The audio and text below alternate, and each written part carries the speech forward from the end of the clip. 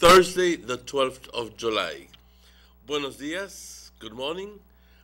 Bienvenidos todos a esta edición del Sugar City Morning Show para hoy, jueves 12 de julio. Un gran gusto saludarles, compañeros, compañeras. Hoy un día más, un día precioso aquí en Orange Walk. Estamos transmitiendo en vivo desde Nortevisión Canal 10, aquí en Trial Farm, justo enfrente, justo en la calle San Lorenzo, enfrente de ITV, de Bishop Martin High School. Y tenemos arreglos con las distintas compañías proveedoras de señal de cable que permite que nuestro señal se vea por todo el país de Belice. También estamos transmitiendo en vivo desde la torre aquí, Canal 10. Y ahí simplemente tienes que extender las antenas de tu televisor o hacer una conexión o algo ahí por el estilo para poder ver Canal 10 en las áreas que no hay cable o cuando optas no tener cable. Muchas gracias por aquellas personas que nos dan la preferencia. También estamos en vivo en el internet. Quiero decirles que simplemente tienes que entrar al internet, a la página YouTube y teclear Sugar City Morning Show y para la fecha que quieres ver, porque también les quiero decir que está todo archivado ahí dentro. Si quieres ver el show de ayer cuando tuvimos la neutróloga aquí, también puedes verlo. Compañeros, buenos días, un gran gusto saludarles. Como siempre, como digo yo, tenemos que reconocer y agradecer. Porque muchas veces nos despertamos, nos levantamos y tan preocupados en lo que tenemos que hacer, entonces ni nos recordamos de que tenemos que agradecerle a alguien por la vida, porque al final del día sucedió el milagro que abrimos los ojos. Perdón. We like to take a lot of things for granted. That we get up, we woke up, we get up, and that everything's going to be fine. Entonces, tan de repente se fallece a alguien y dice, ay, Dios sabe lo que hace, ¿por qué lo tomó tan? Pero si Dios sabe lo que hace cuando la gente muere, también Dios sabe lo que hace cuando la gente vive. Pues Dios sabe todo. Así que tenemos que rectificar esos pedacitos de nuestra fe y decir gracias todos los días por el simple hecho que estamos vivos. Gracias, Padre, por darnos la vida, la salud y las fuerzas. Gracias, Padre, por esas tres cosas importantes, pero también te quiero agradecer todas tus bendiciones, todo el bienestar, las experiencias también, que aunque no todas las veces estamos de acuerdo y nos llegamos de frustración porque no conseguimos lo que queremos, tú en tu divina sabiduría, Padre, sabes justo lo que necesitamos y a la hora que lo necesitamos. Gracias, Padre, por todo esto. Tu presencia está en mi conciencia. Eso es el mayor regalo que jamás nos pudiste dar.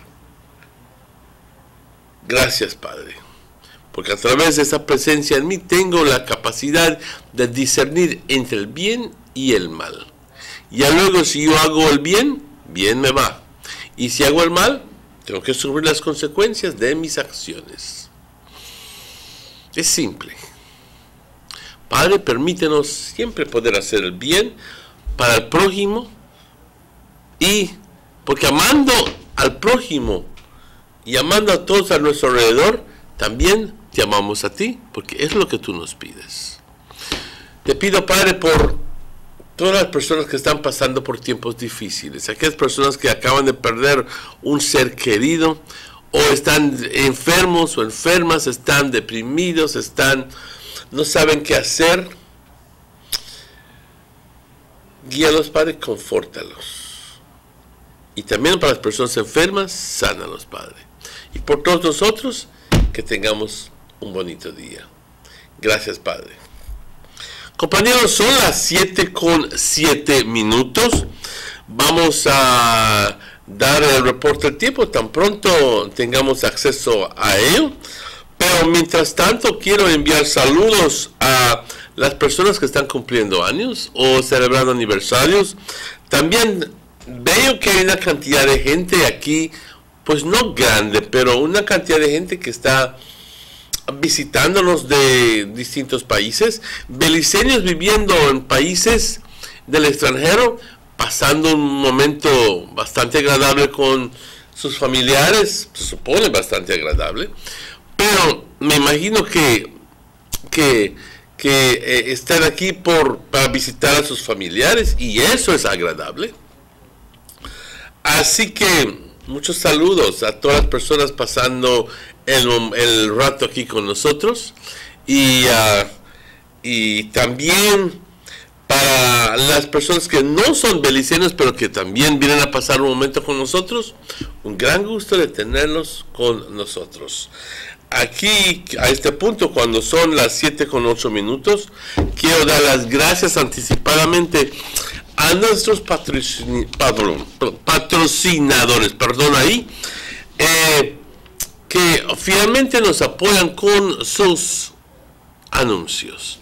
Estamos hablando de Telemedia, fielmente, Vega Imports, St. Anthony's Trading Center, los importadores y distribuidores Dano, leche Dano, Vega Distributors del Benque, A&R Stores, Gillette's Meat Shop, German Vega & Sons Imports Limited, Government of Belize Information Service, Belize Marketing Board, Belize Tourist Board. Compañeros, hay que reconocer a estas personas porque fielmente nos dan su apoyo. Y si alguien ahí fuera quiera anunciarse con nosotros, te aseguro que nuestras tarifas son buenísimas y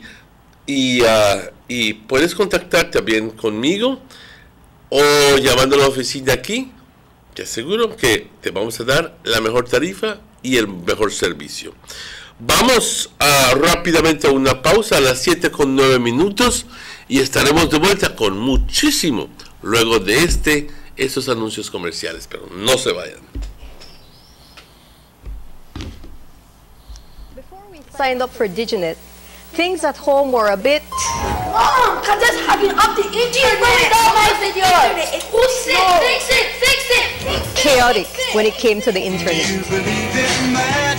But since we signed up for Diginet, fiber optic internet for your home, everything has been going awesome. Everyone can be online at the same time, consistent and reliable speeds, no more fighting for internet. It's a mother's dream. It's so affordable. I got a 20 megabyte plan for only $169 monthly. Plus, it comes bundled with a free postpaid plan and free home phone service. We're saving over $200 monthly. It's an unbelievable deal. Perfect for families. Trust me. Visit your nearest BTL office and ask about Diginet today.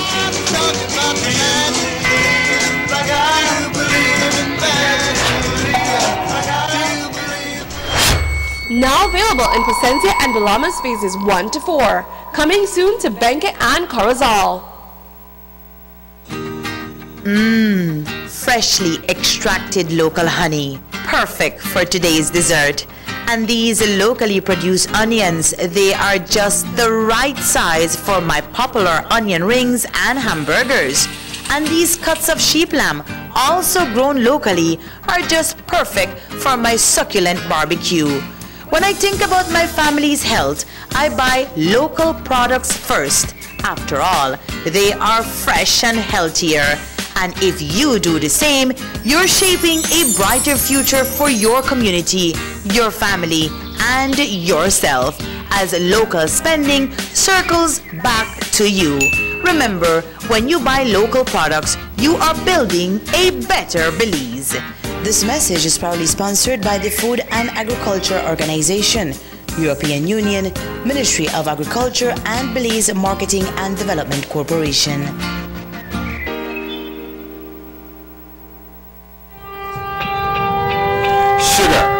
brown or white, makes our life a delight. Sugarfest 2018, that's right, Sugarfest is back. A day for all the northern sugar industry to come together to celebrate all the hard work. We invite everyone to participate in the 5th annual Sugarfest on Saturday, July 14th with new activities, kite competition, karaoke for kids and adults, Garifuna Drummers presentation, giant ring toss, giant Jenga, and new attractions for plant lovers, health and fitness, and photo enthusiasts. But let's not forget our signature events, including the marching band performance, popular kids corner, clown performance starring Ozzy the Clown, live performance by Caribbean Roots, muscle man competition, mechanical bull, Dunkin' booth, and of course, our annual paint party. Cane farmers and sugar industry employees, we have special treats for you. The fun begins at 9 a.m. at the DSI field in Otrobenke, Orange Walk. First 100 people to arrive receive free food tickets, but entrance for everyone all day is free. All proceeds from the event go towards charity.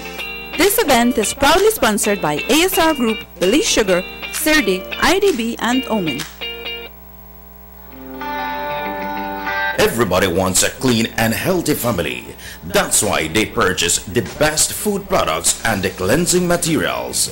This time, we give you a bigger size of La Costeña products like the mouth-watering fried beans and the pasta sauce. And surely for your clean laundry, we have the breathtaking aroma of Ensueño Max Suavitel.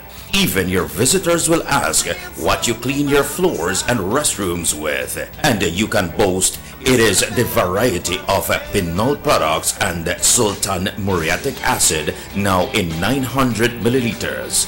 And much more for the best prices only at German Vega and Sons Imports.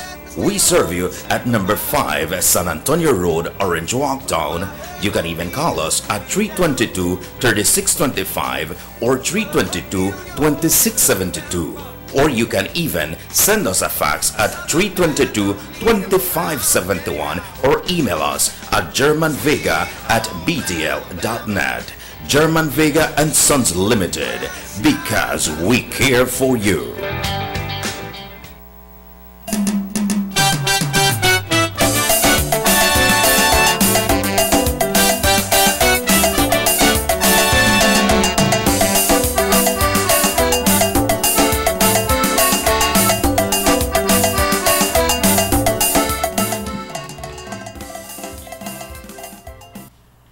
Welcome back to the Sugar City Morning Show. It is exactly 7:15. It is a pleasure to be in your company this morning, and it is always a distinct pleasure. Normally we have the pleasure of talking to Delvey on the phone every Tuesday and Thursday, but now we have her in person. It is my distinct pleasure to say good morning and welcome to Mr. Delvey Flores. Good morning. ¿Cómo estás? Welcome to the show. And also a special welcome to my good friend, Mr. Robert Checky Usher. I mean, don't say I never may attack you today when I call Delvey, yeah? Well, I want to know that gata me cha today. And not fighting it off and stone you with it. Why? But look, you see, yesterday we had Delvey, we had a nutritionist here yesterday, but she come in a bad ride. So my vehicle never work, battery gone. Oh no! Listen to this. Jump in the vehicle and gone, but yeah, right. Yeah, right. I still get my vehicle start and I got that's why I call this man and see how bad down. If you try to stop me the wave some meat pie, I play like I don't see I'm going to head straight. Meat pie never can't bribe with the meat pie. So you know, but Delvey, good morning and welcome to the show, man. It's a pleasure. Just a little bit of humor, ladies and gentlemen. Not take it for bad, just a little bit of humor. You know, it's better to laugh than quarrel. Yeah. Any day. Any day, yes. Any day. And people would sometimes misconstrue the whole thing and go like, yeah, they don't want to quarrel. Believe me, they don't know quarrel. They're just having fun. That's what people tell you, don't you? Well, I always tell me about how you treat me bad, about how you like tell me about me cha-cha-cha, and you like tell me about this. And God knows I know one cha-cha, cha-cha-cha, the damn thing name, cha-cha-cha, ever owned one. But I go along with the fun, you know. The flow. I flow with it. Yeah, I didn't tell her that I had one on yesterday, but I don't, obviously. All right, but we're here with Delvin this morning. Delvin, first of all, we'd like to congratulate you for all your great achievement as a teacher, as a writer, and also on your achievement at UB. Because you told us that you graduated and all the best. What was that about, that study at UB? I studied at Galen University, a bachelor's in primary education. Damn.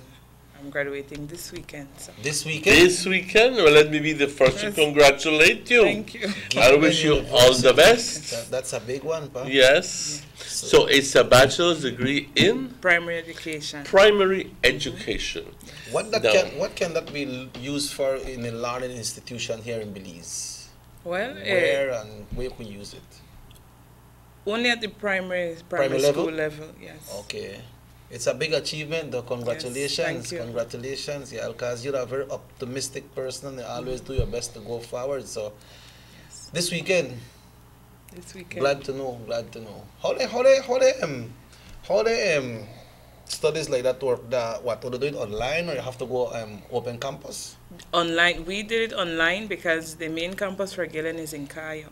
Yeah. And like we're on the island, we can't travel back and forth, so we do it mostly online. How is the difference between open campus and online? Well, open campus, you get to physically see the teacher. Online, we have to see our teacher from a screen and they tell us and what to do and assignments and like that. So. Yeah, good technology, boy. Technology again. There was a time when it was predicted that you really don't have to be present in school, you know. It's just to have a computer in front of you and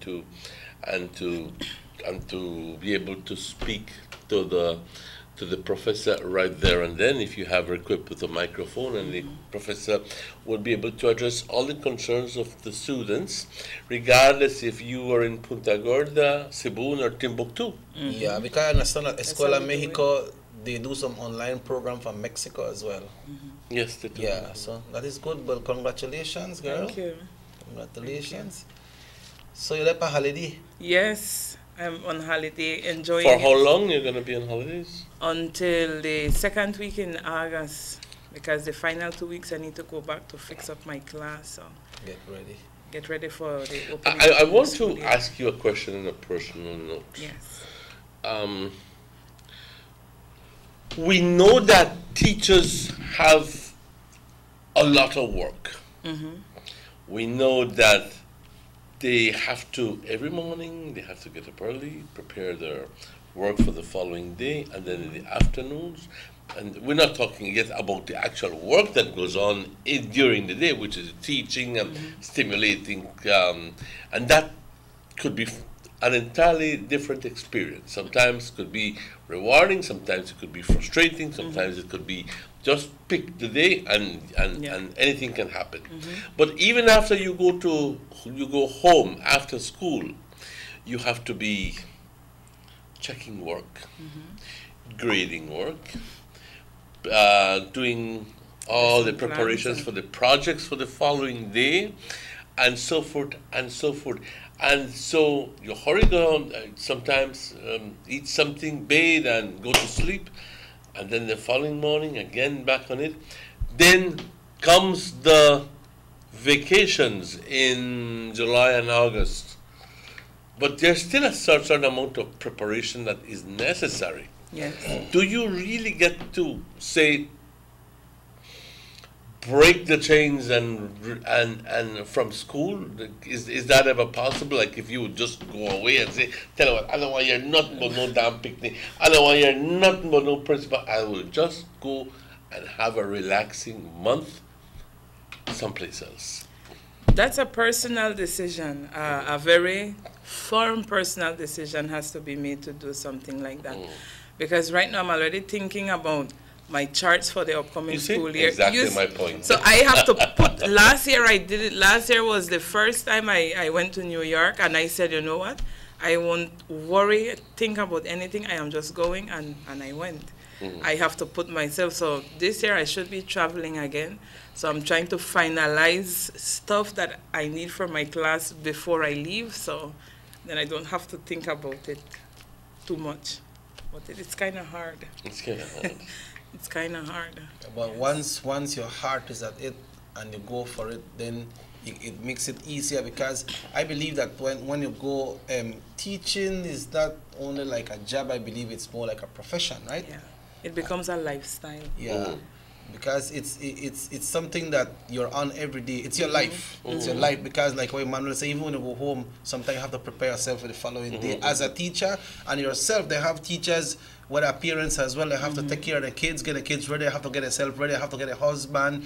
Then and just want to ask a question, one more question, a prime question. But would it only be, say, that would it only apply to, say, teachers at primary school level? Or if you were a teacher at the university level, would it be any different as to the removal without having any sort of like repercussions? I believe there would be a difference, yes. Yes, that would be a difference. Yes, I taught high school already, not university as yet. And I only taught one subject, but to different to different classes, excuse me. And I had one set of charts, I had one set of planning, because I had one set of class. So when I move from one class to the next, I have the same amount of thing. It's not, when I teach primary, I have to teach science, social. So that's 8 subjects for the week that I have to prepare for 8 of them, check those amount of paper for 30 odd students. It makes a lot of difference. It does make a lot of difference. Yes, I believe primary school has. It's more demanding. Yes. Definitely more demanding. What I once read an article that says the teacher's job is sometimes misunderstood.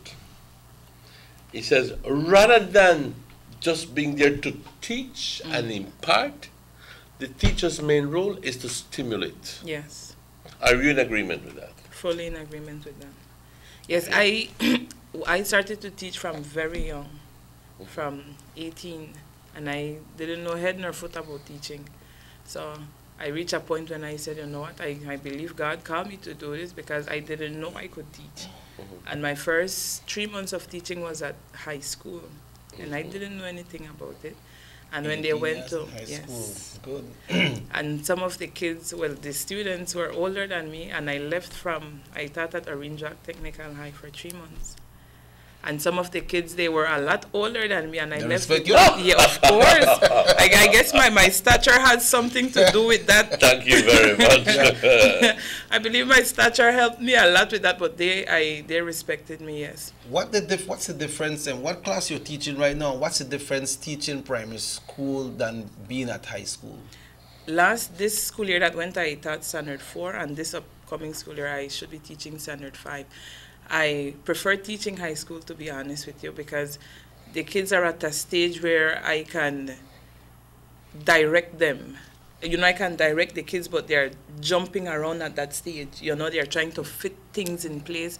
And high school is the same thing, but they're a lot older. You know, I can speak to them in a way that, all right, I am responsible for me. You know, like your demerit card means something, but at primary school level, they don't have demerit card, so we have to be molding, and you know, it's a bit more challenging at the primary school. How much kids you have in your class right now?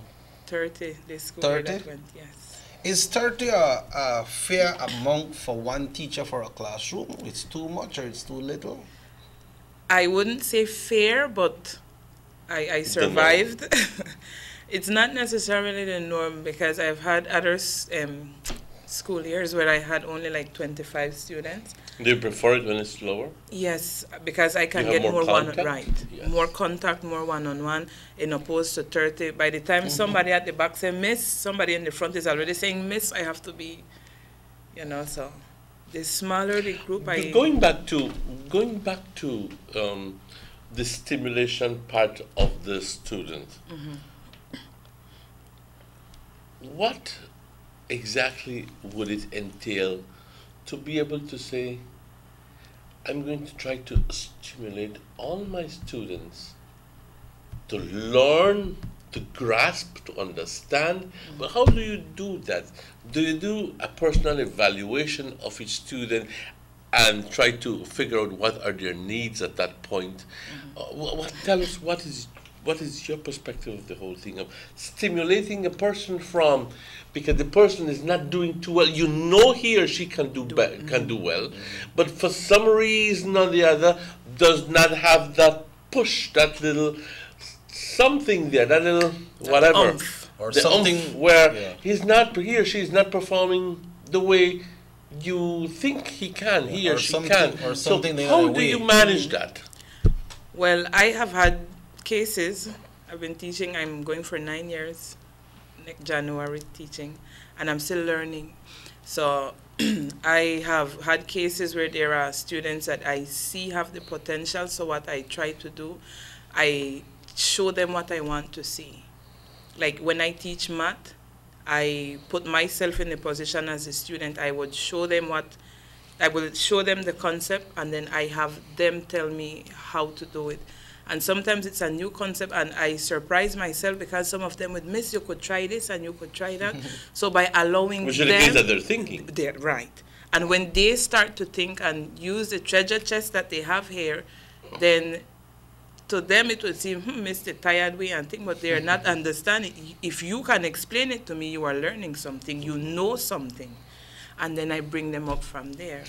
What do you do with those people? Some people can be whiz when it comes to math. They go like 28 times 4, and they can easily give you an answer, 112, and 560 divided times 25. And they can do these things mentally. And then there are others who just cannot do that. But the same kid who is a whiz in math is very poor in literature. Right. He asks you Shakespeare, he says, yeah, go ahead, put it on the table, I'll have it, I'll eat it later. Yeah, true, you know?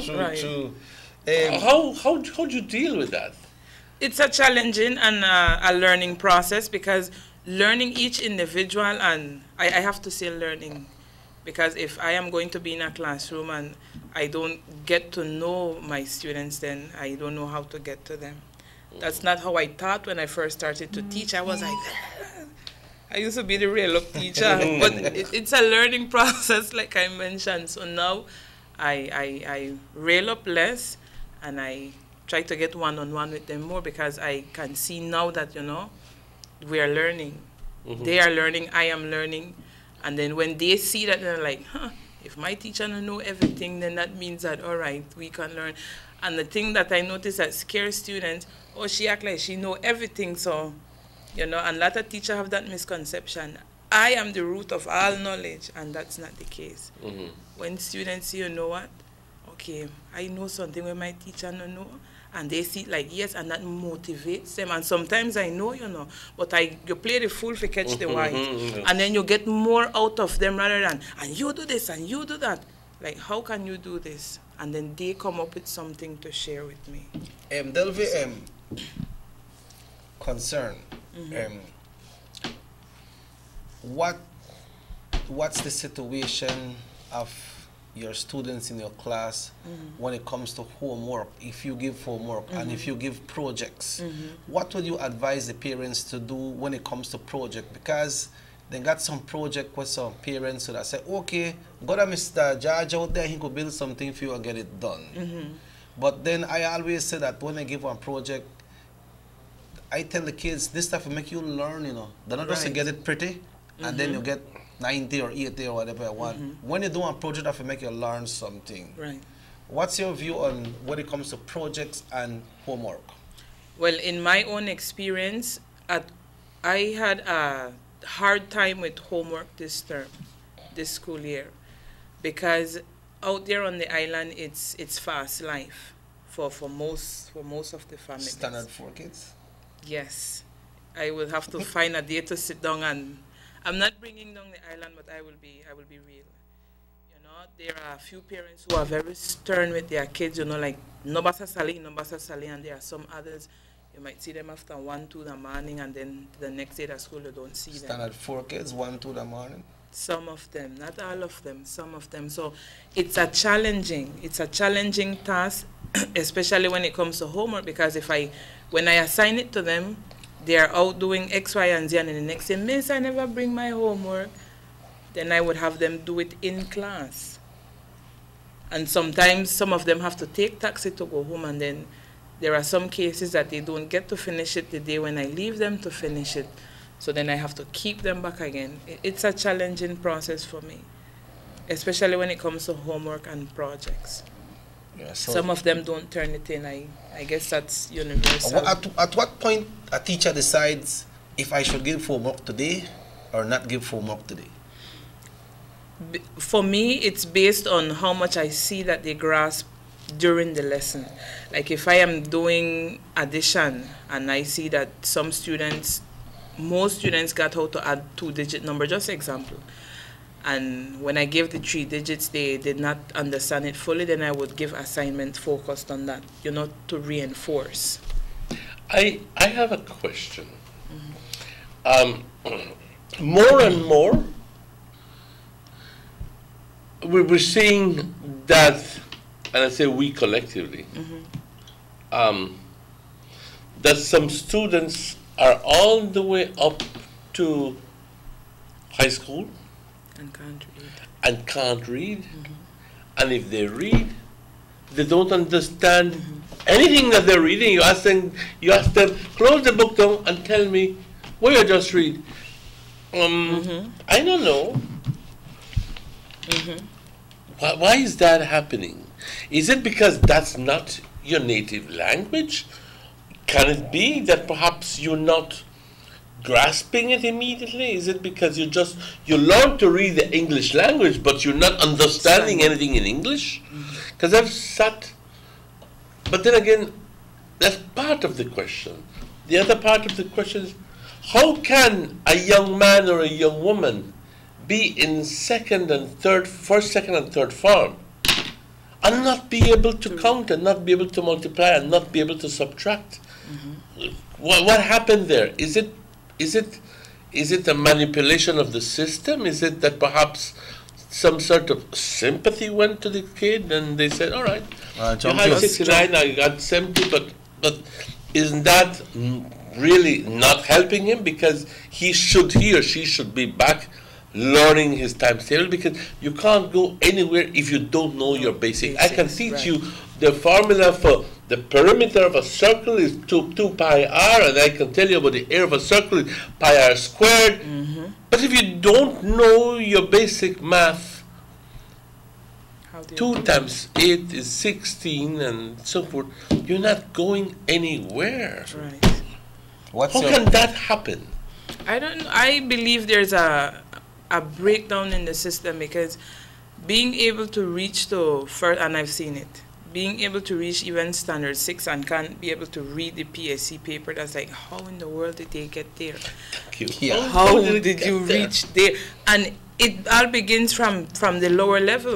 It's a upward spiral, because if I learn how to read in infant, right now my son is 7 and he knows how to read.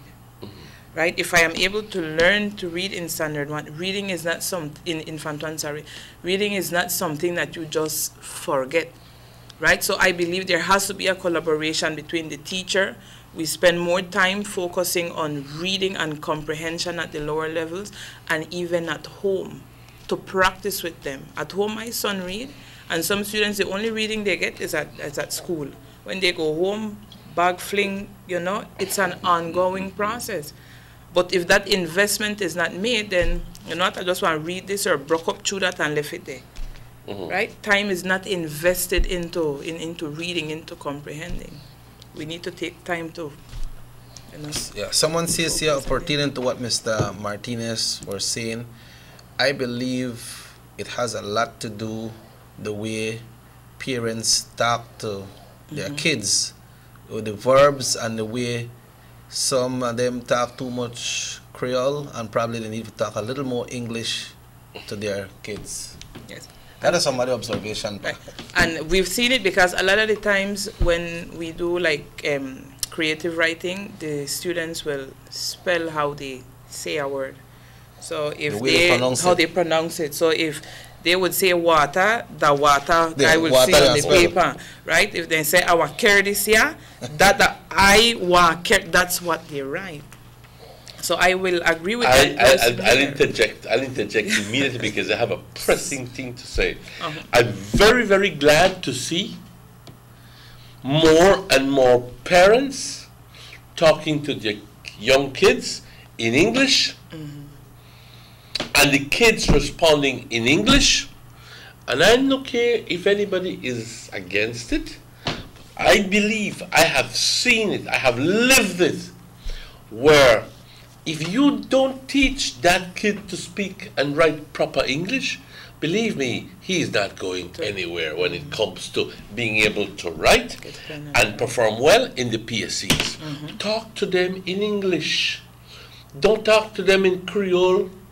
Talk to them in proper English and proper Spanish.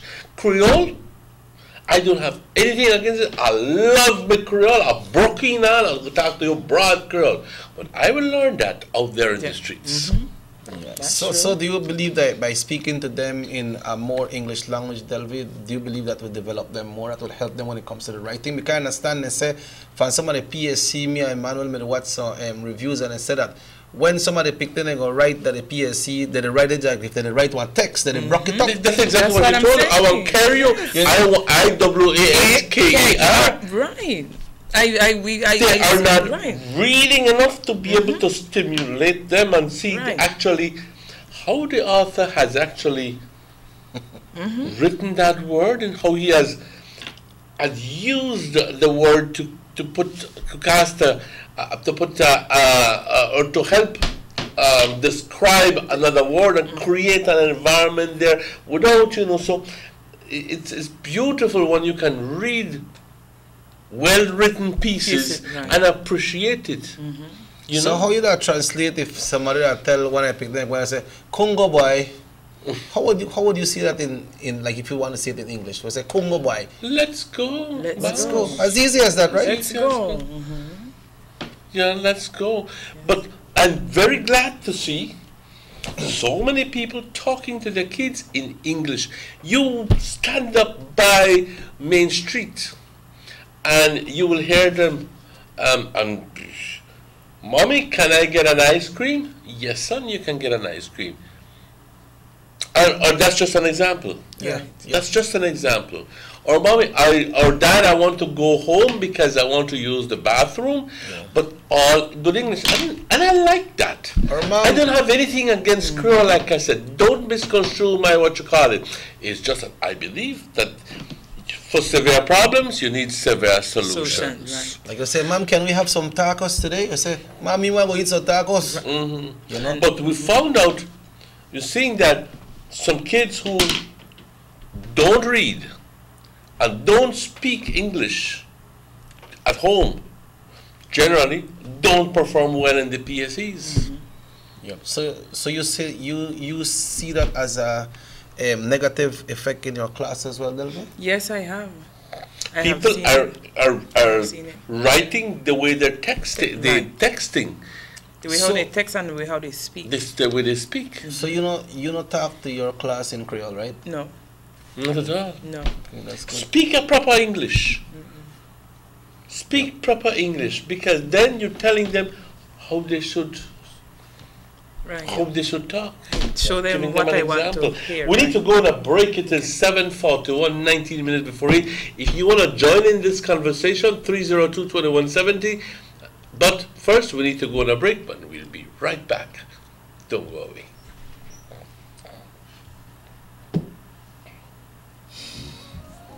Hi, I'm Judy Hua, and I'll let you know about my DigiNet experience. It was so easy. Literally, they just asked for a few things like my ID, they asked for my address, and they even asked me questions that how could they improve their service. I won't lie, I'm a social media holic. I would surely recommend it to my friends, especially when we're doing our FaceTime calls or WhatsApp calls. Our calls won't get dropped. See you guys in a bit then. For my professional side, well, I do television, so for me, we have to download a lot of files. We have to ensure that when we receive them, we check them before it goes on air, and DigiNet has made that experience easy for me.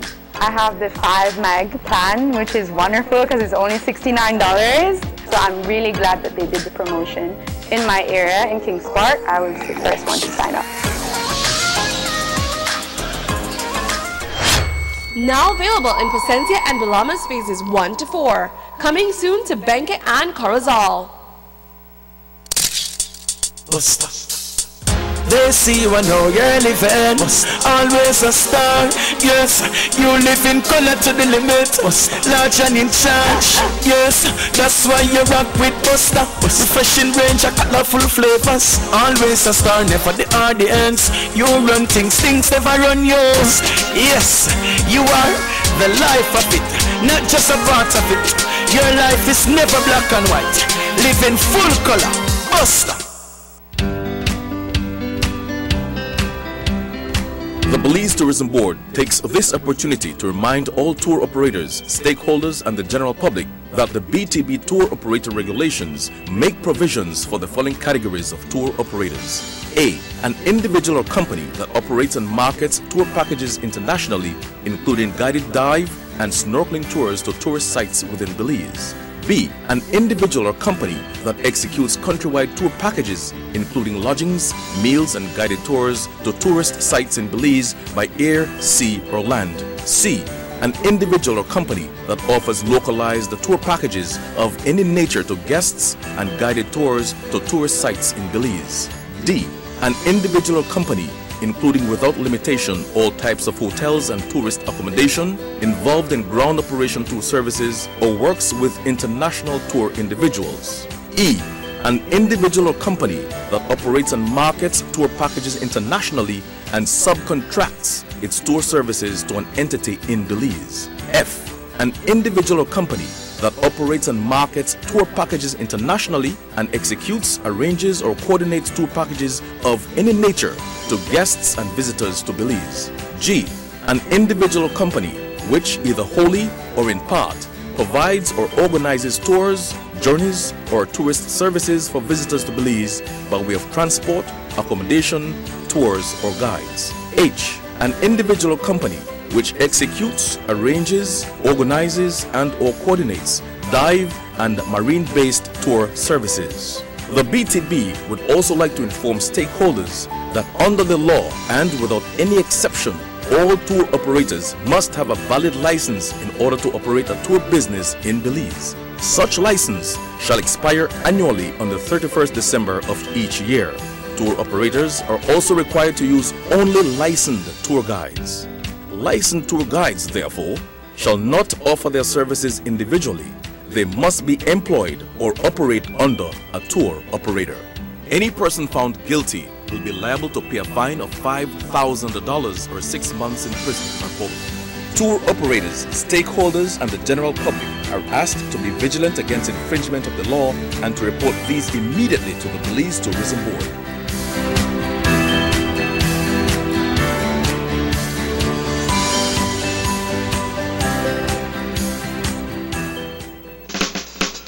Give me the real milk, the #1 milk, Dano milk, then love Dano milk. You can whip it cream, but Dano milk it is real, yes, Dano milk, then love Dano milk. All over Cayo and in San Pedro, Dano milk, then love Dano milk. Dano milk in the morning, Dano milk in the evening, Dano milk. Give me Dano milk. Up north in Corozal, supermarket and them all. Dano milk, then love Dano milk. All over this land and in Belmopan, yes, Dano milk. Give me Dano milk. Say in Tangriga, down south in Fiji, Dano milk, then love Dano milk. You can hear this talk, cause it's in Orange Walk, yeah, Dano milk. I love Dano milk. Dano milk powder, probably the best milk powder in the world. Dano. When it comes to running my business, I have to ensure that my office is always connected and that my service is the best. This is exactly what I need from my internet provider at my home also. That's why I chose Diginet. It's fast, reliable, and most importantly, it's affordable. With Diginet, I get a reliable connection plus 6 gigabytes free mobile data each month to use while I'm on the go, all for just $99. This is big savings for me. Diginet gives me the edge I need to take my business to the next level, right from home.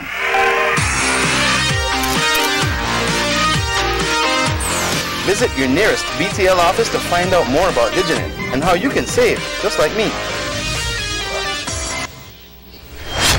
Now available in Placencia and Bulamas phases 1 to 4. Coming soon to Benque and Corozal.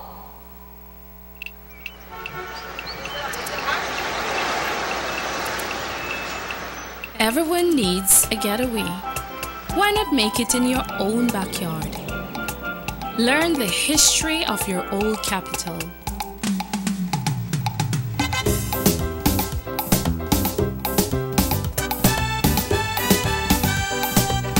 Or venture out on a road trip to experience the village life and be captivated by nature's wildlife, culture, and food.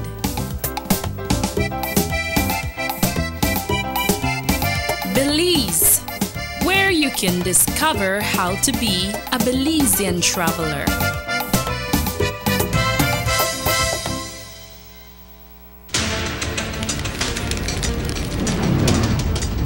Get yours now. Remember, the 2018 BTL Telephone Directory is available. Get a copy of this informative and visually fascinating publication, available in regular and mini size.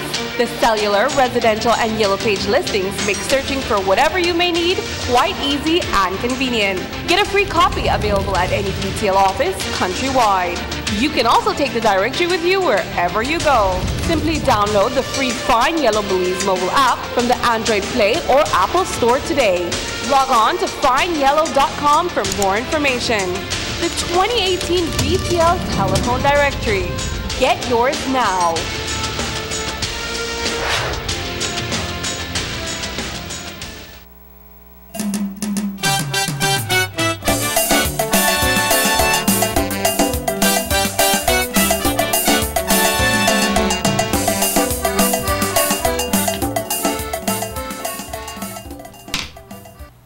Welcome back to the Sugar City Morning Show. It is exactly 11 minutes before 8 o'clock.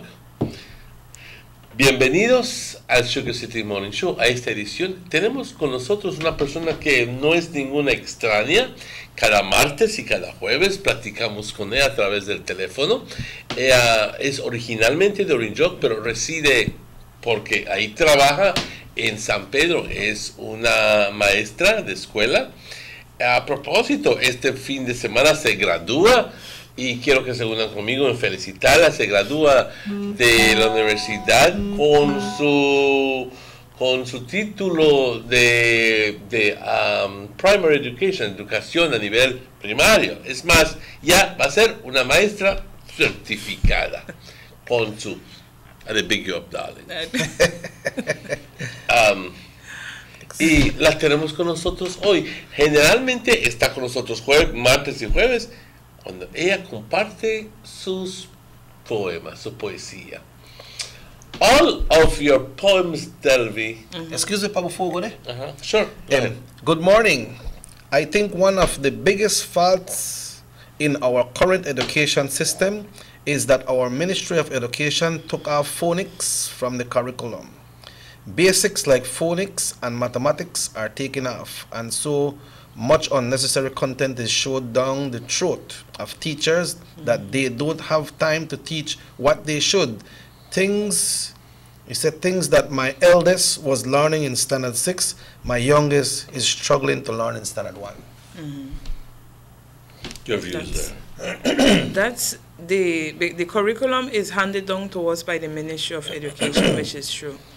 And it's not written in stone, but for the most part, teachers use it. For example, this year we have a revised set of curriculums. We have that the social studies was changed, so we no longer have the the national symbols and those start in the first term like we used to, the entire thing has changed. The phonics, I can agree to that, because at our school we have to teach an integrated approach. In one language arts, which is 90-minute session, we have to teach comprehension, we have to teach a vocabulary, a spelling, and a language structure. And that's a lot for one lesson per child. The ones who are a bit faster, they grasp it, but the ones who are struggling behind might have to take time after class. So I don't want to bash anyone, but as a teacher, it is difficult because it's not concentrated. Like when I was going to school, I had penmanship, I had reading, and that's a different slot. It's not combined where I have to do pinch. It was concentrated. An hour for reading and an hour for phonics, and we got more out of it like that. But now we have to cram everything to fit the timetable given to us, because when ministry goes to assess and we are not where we are supposed to be on the curriculum, then the teachers we get the pinch of it.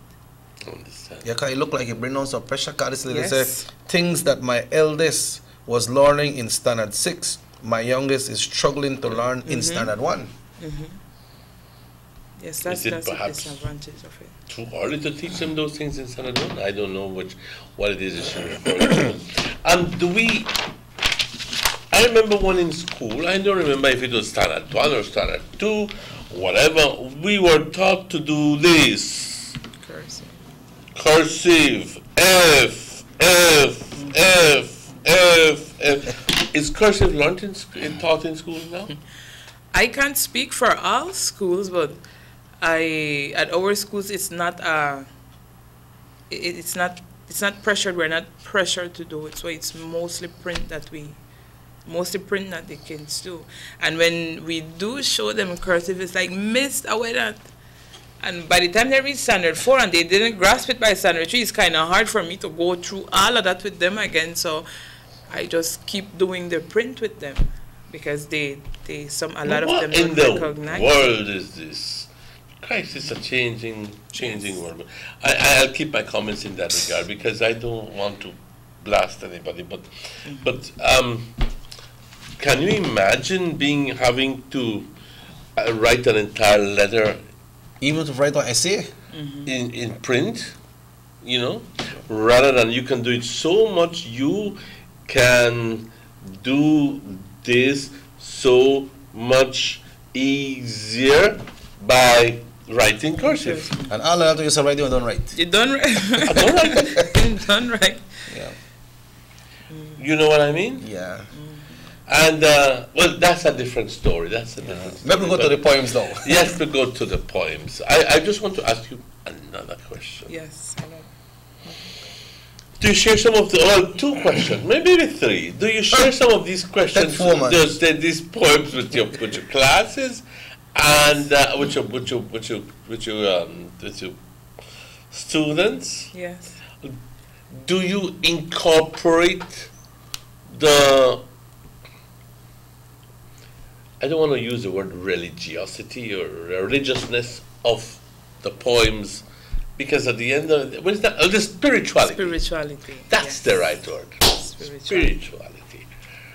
Attached to your poems, do you include that in your teaching? Yes. In the teaching in the school? So, because some people would say, well, your spirituality is your problem. My job is just to teach you 1 and 1 is equal to 2. That's why I like that you change the word from religious to spirituality. Spirituality is a relationship. It's a relationship that we have with God, right? And that's in whatever aspect, whether I am a teacher, whether I am a mother, it's just a relationship that I have with God that I share with other people. So, like I told you, I've been writing poetry ever since I was 9, right? But I just wrote. It's like, you know that you are able to walk, but you don't know how far the feet can take you, right? So I just wrote. And then in last year before, I got baptized, and I just had a whole different shift in my writing. I still write poetry, but the message, the purpose, it's not my own anymore, not like when I first started. So in the classroom, I am Miss Flores, the teacher, the poet. I just be me in the classroom. So we do devotion, in whichever. When I need to scold them and correct them, you know, I just move through the day with them. So it's not, okay, one place I Miss Delvey, the next place I teach. No. It's a relationship, and that relationship that I have with God, it's a package deal. It's a package, right? Full lock, stock, and barrel. It's a package deal, you know. All wrapped in a bundle. It's just a package deal, you know, and that's why I like when you change from religious, are like, oh, I want to pray, yes. And then when I was crumbling for the word until, you know, I said no, it's not religious, it's spirituality. Spirituality, yes. Because that's what you promote. Yes, that relationship. Do you have a special poem to share with us this morning? Yes. When I came, I folded the page here before I left. So that poem there, writing a manual or writing a print. Bits and pieces that if you could notice, son, a print, son. What is for you? You understand? You see the watch your paper and do the watch your paper. And they want to do the side. That's what I don't bash me. Don't bash me. No. So what is this poem about? Okay, this one is entitled "He Never Promised It'd Be Easy." You know, and I have had many challenges in my life, even though I'm young. You know, mostly emotional challenges, and I just give God thanks, and I say, you know what, God has brought me through a lot of things, and I just want to share to encourage people that, you know, no matter where we go through, that He is still always there. Right. Always. All right. We hear the poem then. We are getting live and direct. We'll try to reach Delvey at San Pedro. And when Delvey don't answer the phone, Emmanuel still they run off and Delvey there by a line and wait. You run some there. You put me back. No, but Delvey hear your wife. Sometimes, not all the time. All right. So this one, He never promised it would be easy. How can I believe in God and things in my life still go wrong?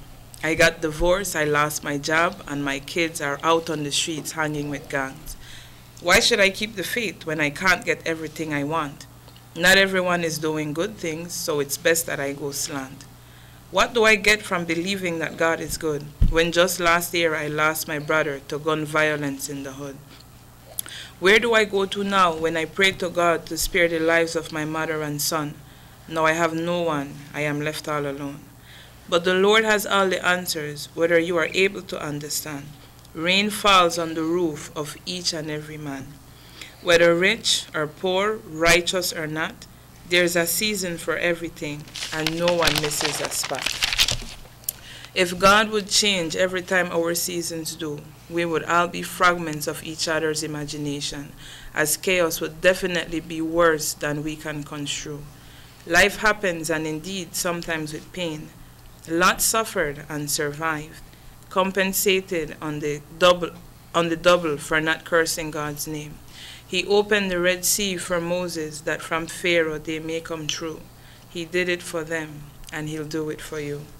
Nobody said life would be easy. Even Christ had to carry a cross. Mary, His mother, wept as she suffered that great loss.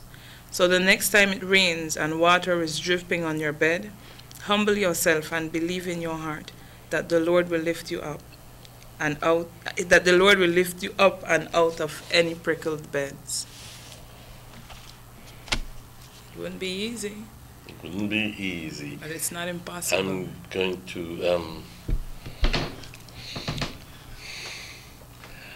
to tell you that a lot of us go through those emotions. Mm-hmm.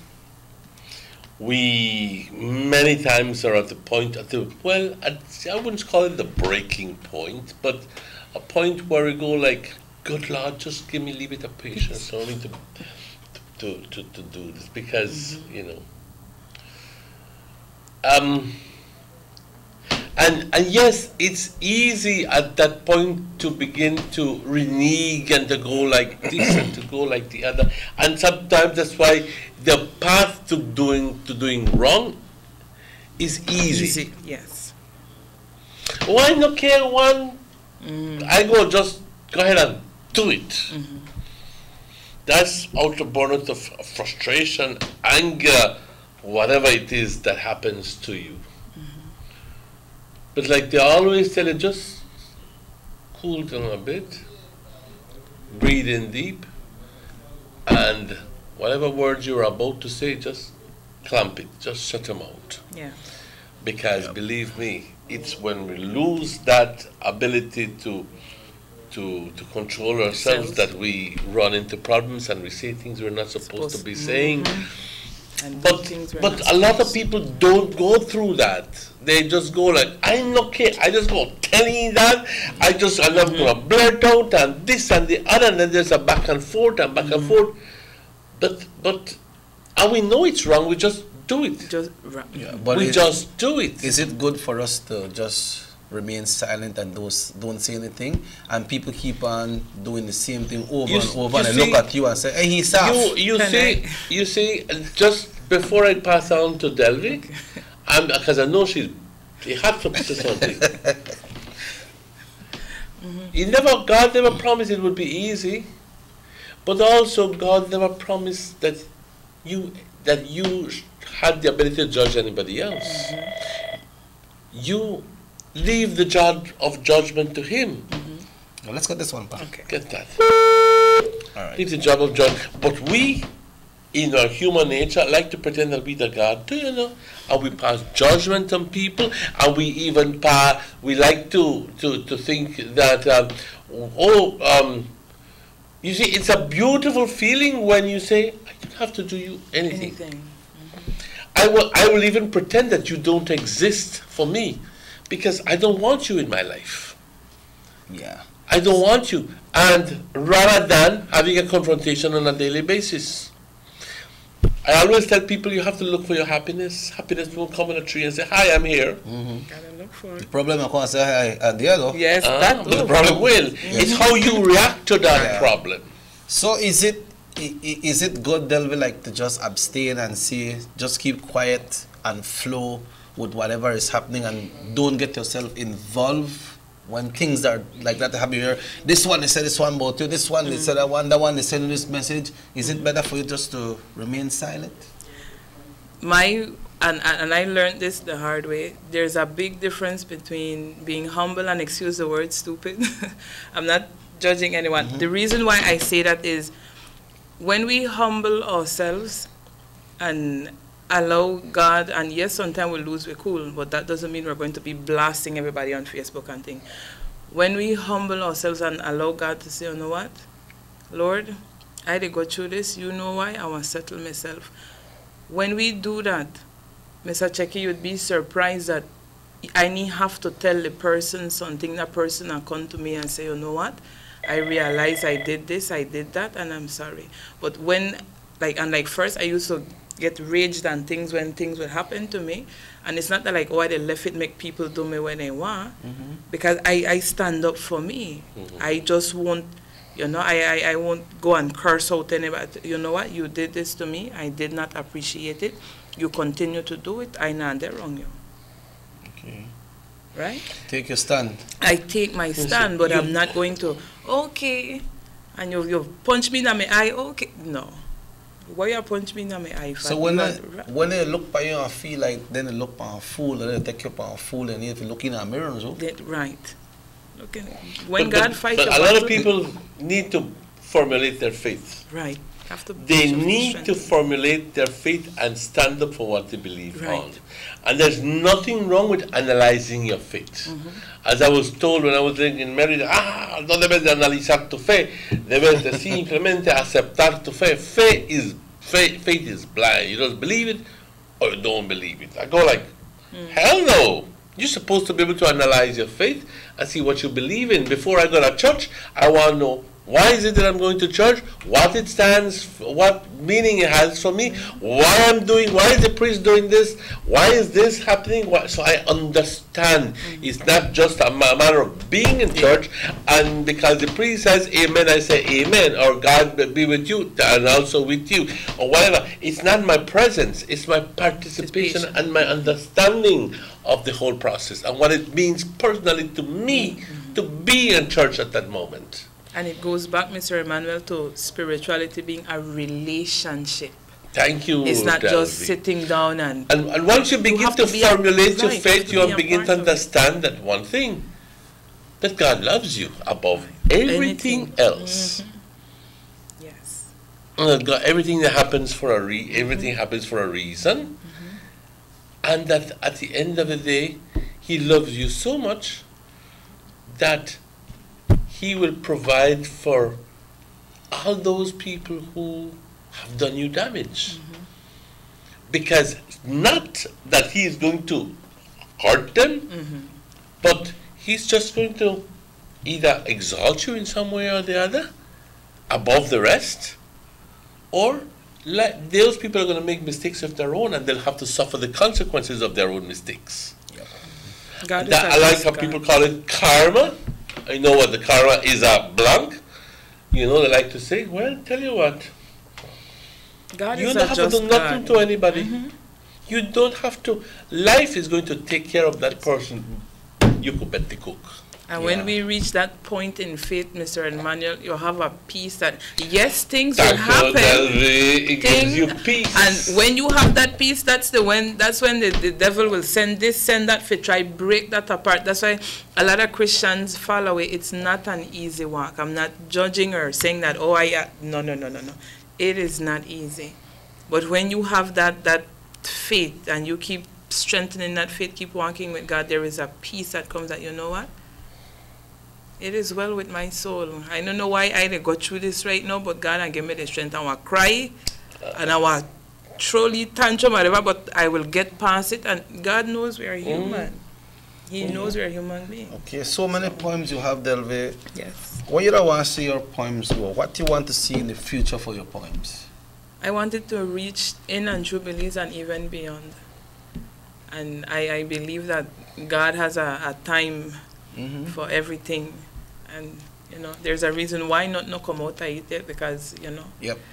So, but when it does, I want other people to hear that we serve a living God, and it's not the whole religious thing that a lot of people go on TV with their big flashy, get in that relationship. And a lot of people, me don't do bad things, all we have, but come to God, come to Him, and that He do the fixing. Like the last time I called us, a lot of people, I want wait till next year, make a go to church. How you even know if you are live for it tomorrow? How I can step outside, God forbid, something knock me down there, God forbid. How will we put off today for another day that is not promised to us? We don't know. True thing. Well, Delve,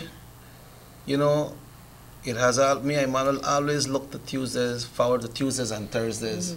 When we call you and so, and it's always good when you come in with a nice poem and inspire us like what Emmanuel said, and give us the little updates of what's the situation there in San Pedro. But we have you here today, so what's your message out there to the young people, Delve? Because it look like times are changing drastically and it's not going into the good direction. What's your message to, because you say you start teach for your 18, but make you start teach for the 18, you had to go through your education studies as well. Yes. And a lot of kids 18 right now, they're not even graduate from high school. What's your message to the young youths out there, the young people? Well, my message to them would be, well, first of all, I am still young, but I was once at that point, We will meet the world, and when the world sees us, this is our new, fresh thing, right? We need to know who we are as an individual, as a person, and that is why a lot of times we messed up, because we find friends and then friends start to define us. We find different habits and those start to define us. But when we come to know who we are, You know, I have my mind that I want to finish my studies, even if I am not sure if I want to be a teacher, a doctor, whatever. I know I want to be something other than getting into drugs, other than sleeping around, other than not finishing. And then you push towards that. Get to know who you are. What is it that you want? What is it that you want to achieve? And press toward that goal. So you have to believe in yourself. It starts with you. And you have to say, okay, this is what I want. I could do it, and I going for it. I want to get it done. I don't know how. Right. I don't know how I want to get there, but I will get there. Yeah. Well, thanks very much, Delvi. Thank you, Delvi. Thank you. Thanks for being here. And anybody want to greet this smile? I know that TV is better. Must there a lot right now. If you got about 5 TV in the house, all in the hand. We only got one. But in the hand. We only got one over, but I know that one, and you know, and every time, you know, whether I'm here with you guys or even at home on San Pedro, I always give God thanks for my family. They are very supportive of me in whatever, you know, and they take care of my son Devan when I'm not here, because he goes to school in Trial Farm there. So. Well, again, I want to thank you, and I want to congratulate you for being an exemplary person. I think I picked my words there. Exemplary, because you teach, but you also want to guide your students spiritually and to show them the right way. And I think that's what we're called to do, to guide people to do the right things in this world. We are all sinners. Nobody could say, yo no soy pecador, yo estoy limpio, limpio, limpio. Pues si fueras esto, te llamarías Santo Manuel. Y yo no soy ningún santo. Y tampoco nadie aquí. Pero si podemos vernos por lo que realmente somos, y que otras personas nos puedan ver por qué realmente somos, claro que sí. I'm going to tell you that I'm proud of what you do, and I'm going to ask you to keep on doing it and making a positive impact on people's lives. So thank you very much. Thank you, Mr. Hillman. It's a pleasure. Always. It's a pleasure to have you here. And again, I don't know when you're going to be back, but remember that the doors are open for people like you all the time. Thank you. So, guys, it is exactly 14 minutes after 8. We will take a break at this moment. We'll say goodbye to Delvi, but we're going to bring other topics of discussion when we come back, because we have a lot more to talk about. Let's take that break. Once again, Delvi, all the best. Thank Good luck, you. and thanks for being here. Yes, thank you, Mr. Checking. You have an 8-cylinder powerful engine disguised as an aluminum alloy that spins at 8,000 revolutions per minute. Goes like this. You think it's a turbo? No, with a cleaning of injectors and a change of oil, you will run more efficient, my friend. For those who understand the engine like it talks to you, we speak machine. Rush France, making the world function. Authorized agent, German Vega & Sons. Telephone number 322-3625. Email germanvega@btl.net. Attention all parents and students. A&R Stores countrywide announced the arrival of their back-to-school inventory. If you need school bags and knapsacks, say no more. A&R Stores have the largest assortment of knapsacks in the country, with brands like Jansport, Capsule and Everest, famous for their resistance and durability. If you need school supplies, A&R Stores have everything, yes, everything you'll need, such as exercise books, composition books, lunch bags, folders, and a whole range of school supplies and arts and craft material. A&R Stores, your #1 store for back-to-school supplies. Visit them at any of their 8 locations. A&R Store, where our prices make the difference.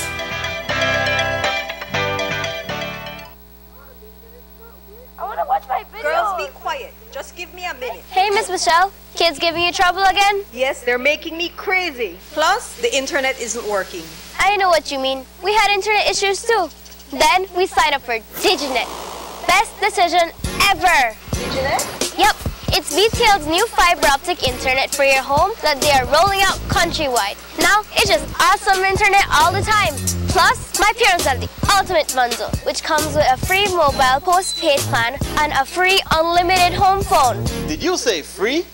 Yes, I did. And for a businessman like you, you can bundle and get 6 gigabytes free mobile data every month. My dad loves it because it saves him a lot of money. Save? Yep.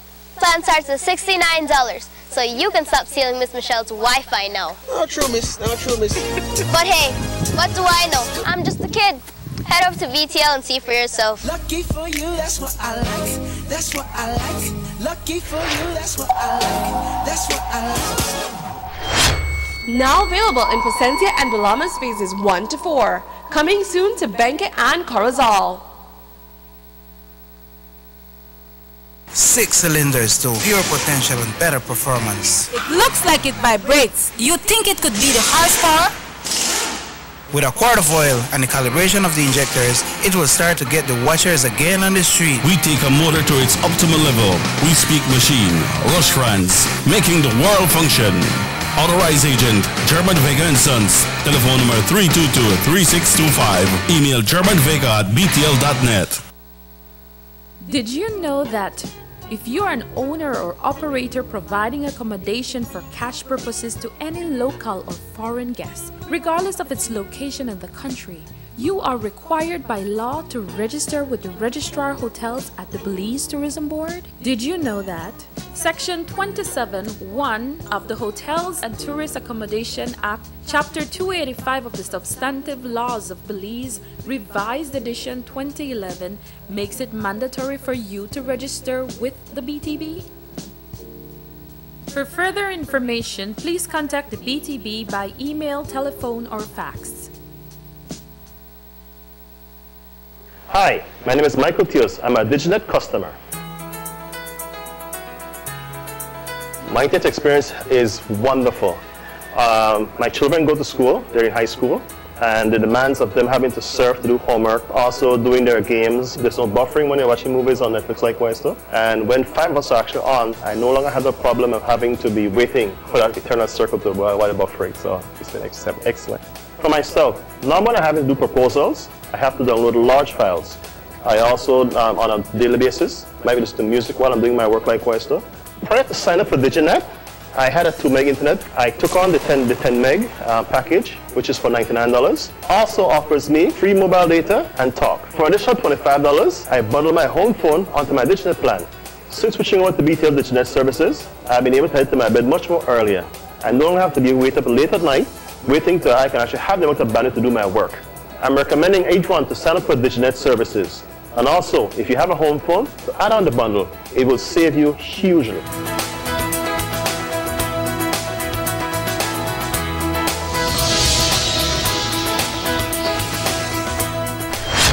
Now available in Placentia and Bulamas phases 1 to 4. Coming soon to Benque and Corozal. The sunny days are here, and whether it's for a picnic or in your kitchen, you need the meat. Gillette's Meat Shop proudly offers a variety of juicy cuts such as processed meats, ham, bacon, salami, longaniza, and sugar cure ham, just to mention a few. Enjoy our meats in beef, pork, and mutton. So for that healthy cut your family enjoys, visit us at number 18 San Antonio Road in Orange Walk from Monday to Friday, 7 a.m. to 12 p.m. and 1:30 p.m. to 6 p.m. Saturdays, 7 a.m. to 12:30 and 3 to 5 p.m. Sundays, 8 a.m. to 11:30 a.m. Place your orders at 322-3486 or 322-2175 or even 610-4061. Send us an email at derekgillett31@gmail.com. Gillette's Meat Shop, fresh and processed meats. Ay, qué rico.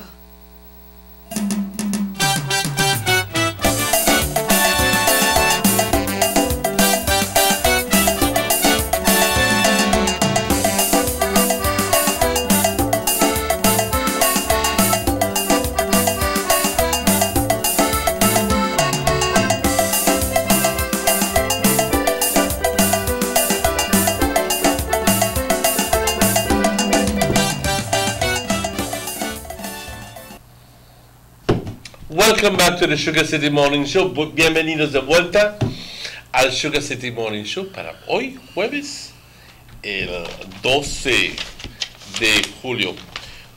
It's always a pleasure to welcome Mr. Charlie Slusher to the show. Mr. Charlie Slusher, good morning and welcome. He is currently having me here as always. Director of the National Sports Council. Again, welcome. Thank you. I gather that you all will be having summer workshops for children or for young adults? Yes, we'll be having a summer camp starting this Monday, 2 weeks, 16th of July to the 27th at the People's Stadium. And it's a football volleyball, and basketball summer camp.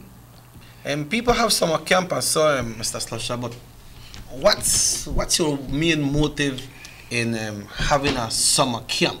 Well, you said you touched the right button, check it, because indeed all over the country people have been having a summer camp. But again, what's the real purpose? What are the kids getting? They're just going there to have fun and play?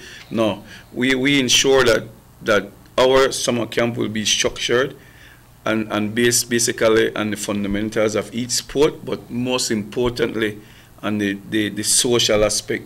Not trying to turn this young person into a better basketball player, but after that camp, hopefully you could do something to inspire them in their life, that they become a better citizen going down the road. So it's where we're going to use sports to get through to them. So you have that sports development, that social development through sports. So we are attracting them. Mm-hmm. We are attracting them by being part of what they love, and then during that process they learn the respect, working with each other, and all that aspect. But it definitely is going to be structured. Yes, they will have fun because again you're doing what you enjoyed, but it's more than that. We want to make it meaningful, and what we also want to do, guys, is that most of the summer camp is based just on fundamentals. So I learn how to kick and play ball, but we want to go one step further where after the camp, now you have an actual league, an actual competition, so that all the skills that you gain during that period, now you could actually try to use it in a game situation. Yeah, but people say Charlie, when they say Charlie, they say football. Yep. That's just what the football we talk about? No, we're talking about the three disciplines that we'll be having: football, volleyball, and basketball. And we are getting trained. Also, we have been ensuring that we be getting trained personnel to assist in these sports, because again we want to ensure that you're teaching the kids the right things. Football, volleyball, and basketball. And just let me quickly get the dates back again from you. 16th of July, starting this Monday, coming to the 27th of July, 2 weeks. That includes Saturdays? No, sorry. Monday to Friday, 8 o'clock to 12 o'clock, basically. 8 to 12 p.m. When things happen at Stadium, Charlie, a lot of people have the perception that this stuff is people from Union Town or people live in that area. Correct us on that if that's so. No, I believe in inclusion, and that's why I'm saying it's not just it's for the entire Orange Walk population, basically. So it doesn't matter. Orange Walk Tongue, even if you have time to come from the villages, it doesn't matter. As long as you could come to the facility, you will be accepted and be part of the process.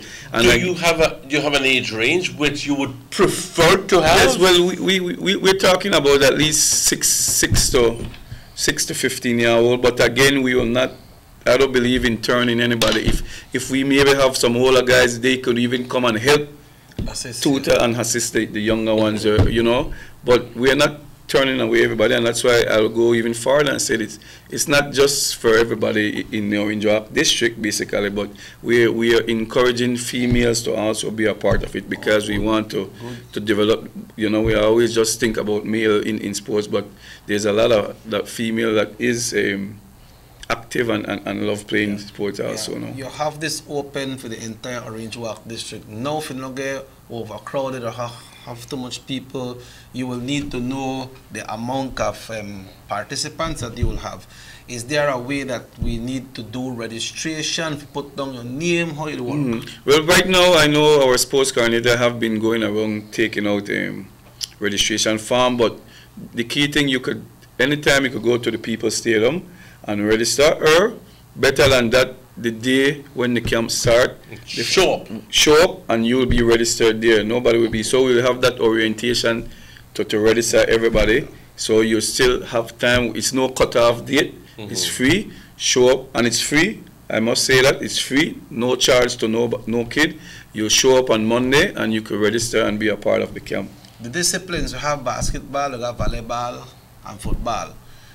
What kind of gears I should show up with? Let's say I want to play basketball or I want to play football. What I need to bring along with me? I think, thanks very much. That's very important because we're talking about the safety. We really want to ensure that everybody that participates is safe, and the equipment and the gears that you use definitely play a role. So we like to ask, at least for anyone that is sports, at least a tennis shoe, a comfortable tennis shoe, not a shoe with heel or anything that can damage your child, no? At the same time, if they have football boots, it's not a must, but if they do have it for football, but a comfortable footwear can work. And again, a cap if they want. Yeah, if you want to protect yourself from the sun, it's not a FIFA sanction game that you have to have certain things. As long as you know you're safe and we know that you have on the proper equipment or whatever. You'll be providing like water or yes, like we will provide. Normally we provide water, refreshment, some fruits and snack normally during the process. You have to pay? If you no, it's free. The registration, everything is free. How many people will you? You said that at this point it's open, but if twice the amount of people you can cater to show up, what will you do? In other words, so the question is, how many people would you be comfortable with at the end of the day? Honestly, to answer your question, I will rejoice if that amount of people show up, because then again, we'll be touching more kids than. Obviously, that's what you want. Yeah, we want as much, and we're not. Are you prepared for yes, that? we are. We have been, my sports coordinators have been trained to, a lot of days when we have a track and field meet, it's 400 kids or more we have to deal with, and it's track and field, a lot of other events. Now this is structure, so you have teams and all that. So, but our and like I said, we are getting trained coaches. The coaches that we are getting will be paid a small stipend, because again you're paying for them their expertise. I have a question. Make I touch something before we go to. There are 3 disciplines where they go in. So what happened? We have volleyball, basketball, and we have the football. What happened when it comes to baseball and softball? We don't have people interested, or we don't have facilitators? Well, what is happening, we really wanted to see how we also revive back softball, because again, you have the softball facility there. So we wanted to, well, we were trying to work with the Softball Federation. The problem here in Windhoek is that the Softball Association is not functional. In Belize, we have been working with our softball program in Belize is with the Softball Federation, and they were supposed to see how we could access where the Softball Association in each district is functional, and then we could work with them. But what I can say is that I'm also part of, we have also been planning to start reviving these type of competition here, Checky. And in the past, we used to have the basketball competition, and we don't have to wait, and I always say to the guys at the scene, we don't have to wait for the association to do it, or the federation to do it. The sports council can do it. Yeah, true. You can, so one of our next step is to have a softball competition, Checky, as well as what we want to do. And again, we'll be working with, like I said, we want to include everybody. We'll be working, I think, with the area reps and them, or that we want to actually have like for example, a basketball competition. You remember, Checky, when we used to do, okay, you have a basketball a team from Child Farm, you have one for Union Town, you have one for Louisiana, and you'll be playing, Bakatong. So one day, your home game will be in Child Farm. Yep. Your next home game one day will be at the Esports Center for that team that represent. But we want to get back the community. When I was living in Merida, I was living right close to what is called La Liga Yucateca. I don't know if you've been to Merida Periférico, to the north. Is every Saturday and sometimes Sunday, there would be thousands of kids going in to play baseball and softball. And their families would take them, and then they would go along with and there would be like so many diamonds, like maybe 10 or 12, and different games would be playing at different moments. And there would be a central house where you can buy your food and you can buy your soft drinks, and there would be bathroom facilities, but there was also a behavior code. Okay. No fighting and no cursing. You will not find people mentándole la madre al otro and nothing like that, because if you're caught, there were security guards, you're easily not taken out in it. But there was a process. The first time, the second time, and the third time, you're out. I know it's difficult sometimes to do that, but will you be putting in something like a behavioral code? Yes, but I'm happy what you said, because that, again, what you mentioned is also one of our plan going in, because again, it's not just in Mexico. You know, check it when you go to the States and you pass Saturdays. Oh yes, yeah. Most countries pass Saturdays are the sports from morning. That's true. You understand? And it's yes, and do the example because they're so close by. Yes, no, but I'm happy that you did, because that is also one of our new plans to ensure that Saturday the People's Stadium or in a certain area will be filled with all the kids doing different things, because again, a lot of time during school hours you don't have access to them, but during the weekend. And then what nice about that you mentioned the parents get involved. They come. So that is definitely a program that you will be see. And then one more thing I want to add, check it, is that I'm also thinking about, I was supposed to start one in Belize, but I'm also thinking about a wellness program that will be free of cost. A lot of our people want to work out and be healthy. And so what we want to do is that we want to provide this free of cost. Myself will be involved as an instructor, because I'm trained when it comes to that type of thing. And you could come to the People's Stadium and you could come and exercise. We haven't worked out the details yet, but everybody is welcome, because again, it will be based on your physical ability. I know it's difficult to many times pinpoint a date when we can begin to see things. But do you have any sort of idea as to when we will begin to see things happening here? Well, I can tell you, I have just been assigned here, and myself, Raul Rosado, you guys know Mr. Raul Rosado Jr., Mr. Omania. So you'll be based here now? Yes, I'll be based in here and working with Mr. Rosado, Carlos Omania, and Mr. Guerra, Bellamiro Guerra from...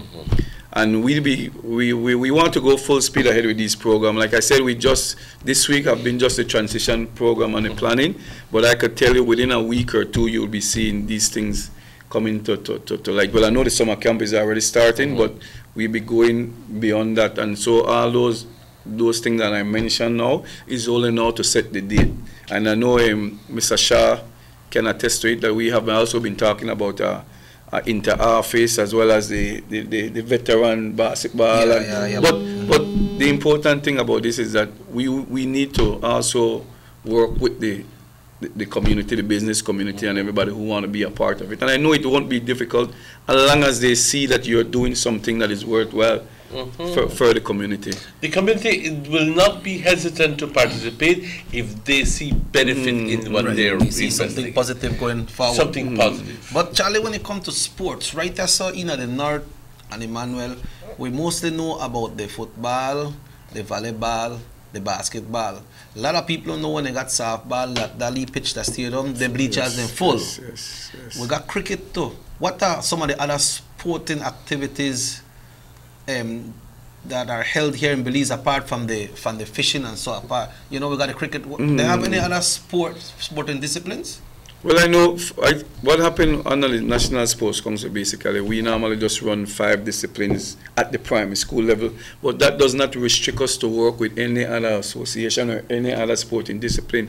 And again, you will see that will start to come to light, because again, it goes back to what I say, we don't have to wait on the association and stuff.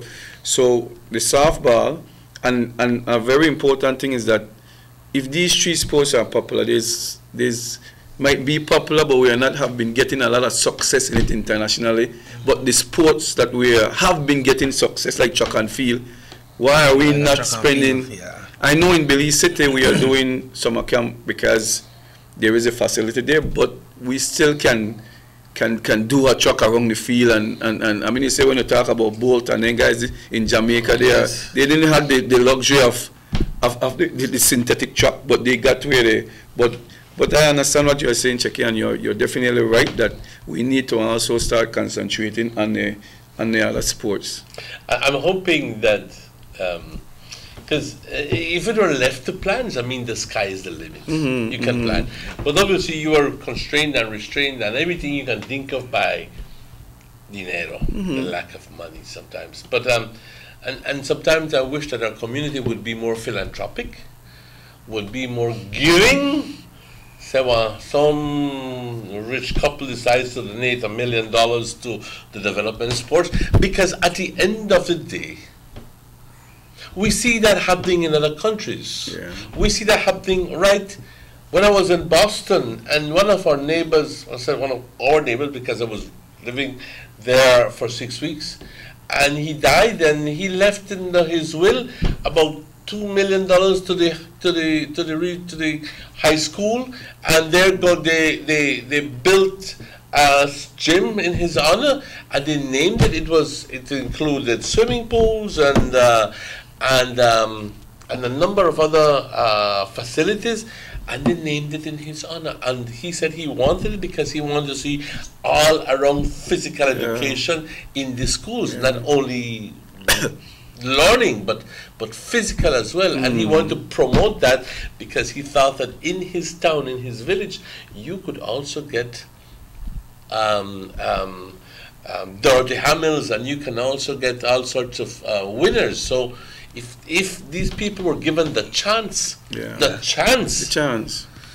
Because I'm very passionate about this, because I was given that chance, and that's why I'm here where I am today. So I know I know the importance of touching the life of kids, especially when it comes to sports. So and you are right. You know, it boils down to what you can get. But anybody know me know that yes, I'm known for football, but you know, cycling. Whatever sport, I love sports, and I respect table tennis. Tennis. Yes, you know, and we have the court right there. So all that I am in the process of chatting with the people that normally deal with the tennis, and try to see how we could first of all paint it and for God's sake, the development of track and field, because track and field competitions can be so interesting. We have been winning a lot of medals in track and field. That have been one of our most successful sports. Softball, again, the female have been traditionally one of our most historic sports that we have done well in. That big thing in the Cayo. Yes, in the Cayo and Belize a little bit, but I have played in softball competition here, so I know that it can be successful here also. You know, in Jock, when you talk about a lot of the surrounding village love playing softball. Yeah, remember we used to have the bodybuilding set up at the stadium too. But I understand that we never do bad in the table tennis in the last tournament. No, excellent. We have done excellent in the table tennis, and I know we used to have table tennis here and stuff. But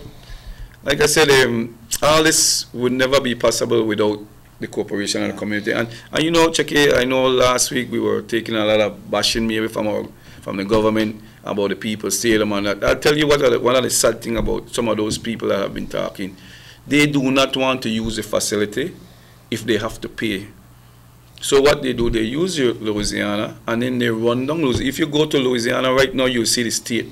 But you run it down, you make money off of it every given 3 to 4 times for the week, but you don't put back a cent in it to repair it. And then they will complain. Then they will complain about, oh, it's Mr. Him or the rep or the government or this. No, guys, that only they make money off of the facility. You know, they want to pay the cleanup fee. They don't want to pay. Listen, you know why they don't go. You know, but don't give it to them very simple. And that's one of the sad things of why you see the people don't realize. You could look at the people save and say it's run down, but everybody that uses it do not want to pay a cent. Do not want to pay a cent, and that money that you pay for the facility is basically to maintain it. Any country you go to a facility, you cannot get a facility for free. There are certain times for certain things you will say, but when you're making money off this facility, I don't want to give back a cent in it, and you could blame no, come on, it's not just the owners of you know, if like your house, You own your house, but if you rent it, somebody that can use it every time, and then they expect you want to continue to maintain, it's unfair. Back 2-3 times, and after that, you have you understand, but we need people to be mindful that these facilities need to be maintained. Talking about maintenance, we used to have the in Juventus days. We used to have them big international games. What used to happen here. So owner as a Juventus club, owner had to do maintenance to the stadium to keep. We had to pay. You have to pay so much money out of your gate. We see 10%, and I remember those people used to make sure that they collect. Now that they are not there, they don't want to pay. I remember I had my championship game, and they were in my booth. Yeah. They wanted 10. They wanted 10, and now they are in the outside looking in. Now they don't want to pay a cent to use the facility. Then they go and make a lot of noise. But come on, guys, the place needs to be maintained, and we need to. Yeah. But that's another topic. It's a sorry state of affairs. Yes, no. But and it should not be that way. Yeah. I mean, common sense and decency and logic. I think above all, logic should tell you that not everything comes cheap. Okay. And if you're going to use a facility, for God's sake, you're going to get married, you have to pay gala lounge for the rent of the place. If you want to use it, you have to pay. Don't think that because it's government, it will come free for all. Because there's maintenance fees attached to it. And the only thing you can do is pay the leaf fee. It's going to be cheaper than any place else. Just pay the maintenance fee. Yeah, just my last start check. You know, the last amount of games, you guys have been in charge. All the games have been playing with Louisiana. Yeah. But this field have begun so bad. You know what happened now? Then they stop they stop playing Louisiana. Now all of a sudden now they go back. Because they damage the facility there, but they don't want to fix it. So now what they do? Then they go on to people's stadium, and then again for free. Come on, guys, you got to do better than that when it comes to, you know, it's everybody's business. Put it like that, it's everybody's business to develop sports, to develop our community, to develop, you know, it's not me or you, Checky. And I think that is something that we need to change, that we need to work together and not just say point finger and blame. It's our facilities. Yes, I'm certainly looking forward, let me be honest with you, I'm certainly looking forward to the development of more sporting activities here in Orange Walk, and I know you are a pusher, so you will see it through, and I want to encourage you to always follow through on your programs, and you will have success. Yeah. You know, so I want to congratulate you and hope all the best. Compañeros, estamos hablando de un campo de veranal aquí en el People's Stadium, donde empezando este lunes 16 de julio, si tienes tus niños de edad de 6 y hasta 15 años, van a haber campos si quieres puedes estar envuelto en fútbol, en voleibol y en básquetbol. Van a haber entrenadores que puedan ayudar a entrenar y a estimular a los estudiantes en una forma positiva. Eso de las 8 de la mañana hasta 12 de mediodía. Se le pide a las personas del distrito de Orange Walk completo, no solo a las personas viviendo en el área de People's Stadium, pero de todos. Si estás en East, si estás en North, si estás en Riverside, si estás donde sea, estás invitado porque es completamente gratis. Lo repito, gratis. Esto es el gobierno trabajando para ti, ofreciéndote summer workshops en fútbol, voleibol y básquetbol. Del 16 de julio vamos a ver rápidamente aquí, 2 semanas, desde el lunes, el próximo lunes, al viernes, y luego entonces hasta el 27 de julio. Por 2 semanas puedes ir al People's Stadium y aprender una de las disciplinas, fútbol, voleibol, básquetbol, y créeme que van a haber entrenadores, cuánta gente esté dispuesta para ir y que finalmente vaya, se les va a dar atención. Así que créeme, si tienes tu hermanito o tu vecino o lo que sea y los quieres llevar, llévalos, tráelos al People Stadium, completamente gratis de 8:30 de la mañana a 12. Habrá de tomar refrescos y algunas otras comiditas ahí, no pesadas, simplemente comida ligera, pero de 8 de la mañana a 12 del mediodía. El señor Charlie Slusher es el vicedirector del Sports Council, te está invitando.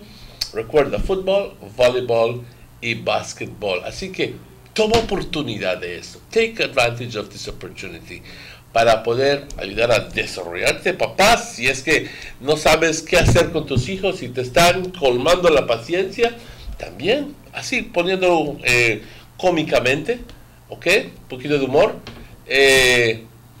Invítalos a que sean parte de este workshop. Before we go over back to the summer camps there, Mr. Slusher, what's your prediction for the grand finale for the World Cup? Well, I love... The team don't lose or still... No. I love, like I was saying, everybody was asking him, who you the ride with, who the ride? I said, no, that I'm wearing a different cap from a player or a fan as a coach. I really just admire and I watch the game on a different perspective to see how the team operate when they have the ball, when they lose it. The whole technical aspect. Tell me you're Croatian. No, but what I have been saying is that if you notice, football have changed. All of the teams that still believe in this one man that can take them to the glory are over. Yeah. And that's when you talk. That's why you see Ronaldo went home, Messi went home, Neymar went home, and all the teams that still want to build around one now. The game have changed its team concept now. How you could attack as a team and defend as a team, and how you work as an entire team would. But this World Cup have also, and you guys, I know you guys will agree with me, have been a World Cup of underdogs. All the favorites have been. The only favorite that is left is France. Okay. The only favorite that is left is France, and that's why I was rooting for Croatia against England, because the way the trend was that England and France were definitely the two favorites to make it. So I was happy. I didn't get a chance to watch the game, but I heard Croatia when they were down 1, and then they got back, and when I felt, because now it goes, the World Cup can really be what it was. The entire underdogs are favorite. Who will make it to the #1 team? So I am with Croatia. I am with Croatia with the underdogs. And they're going for the finals, right? Yes, do something? Championship. You would rather England. You would rather England. England don't lose. England might win Saturday. A more resilient team, you know, find that Croatia, because they could be down 2-0 like with Japan. And believe me, next you know, then they're 3-2. They show it. Who would have thought that they would have won over England right there? Right there, all right? After losing after being one down at the half. I do actually win 2-1. Yeah. I mean, they show the heart. They're resilient. Yeah. Proud of them. But looking at it, Charlie, you say you learn a lot when you look at the game. What went wrong with our neighbor Mexico? I think I was a little disappointed because the way Mexico, I honestly, regardless of what, Mexico played good in the first couple of games. I believe the only thing I could say, maybe they lost focus and people got too overjoyed too confident that they beat Germany, and they thought that they, listen to me, nothing actually happened as yet. It's just another game. You have more game leading up. But I know one thing I also saw from Mexico, when they got that defeat, I already knew that they would not, when you they like that and so confident, and when you lose, you drop too far down. It's hard for you to come back. When they were rejoicing and were up there, and when they lost that game, I knew from there, yes, they wouldn't have been able to recover back.